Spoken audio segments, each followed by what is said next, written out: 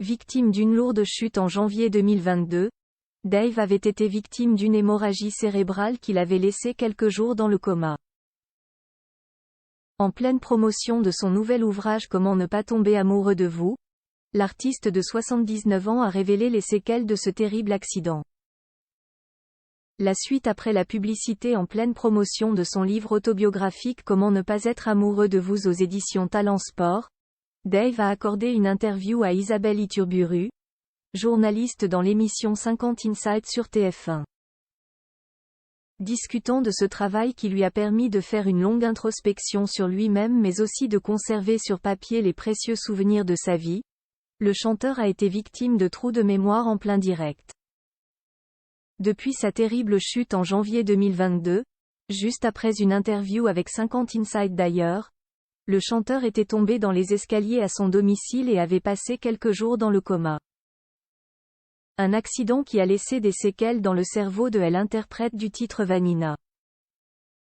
Alors qu'il répondait aux questions de la journaliste, le compagnon de Patrick Loiseau a complètement oublié le prénom de son co-auteur. Ce livre est différent des autres, c'est presque un dialogue avec celui qui a coécrit le livre avec moi. Ce garçon, il s'appelle Gauthier, expliquait le chanteur de 79 ans avant de faire une pause, l'air circonspect. Il s'appelle Gauthier, ou pas? Demande-t-il autour de lui. Un homme souffle alors le prénom de Thibaut hors caméra. Ah oui, voilà Thibaut, ajoute-t-il, un peu gêné. Prise d'un fou rire devant la faute de Dave, Isabelle Iturburu est vite reprise par l'artiste qui justifie cette erreur. Depuis ma chute, ça s'appelle la mémoire immédiate, j'oublie les noms. Isabelle, indique ensuite Dave qui semble également douter du prénom de son interlocutrice. Oh putain, lâche-t-il, soulagé de ne pas s'être trompé. Donc Thibaut. Isabelle. Mais qui suis-je? S'amuse la journaliste de TF1. Questionné sur ce qu'il espère laisser sur Terre après sa mort, Dave répond ensuite avec beaucoup d'humour. Si j'étais une limace, je laisserais des traces. Mais comme je ne suis pas une limace, je ne suis pas sûr de laisser des traces. Vous savez ce que je vais inscrire sur mon tombeau?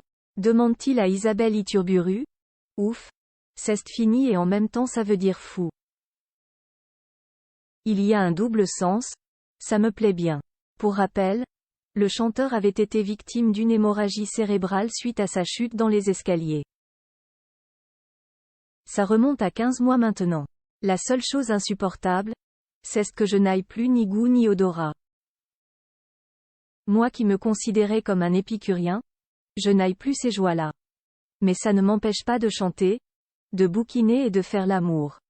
A-t-il récemment confié à Télé Loisirs.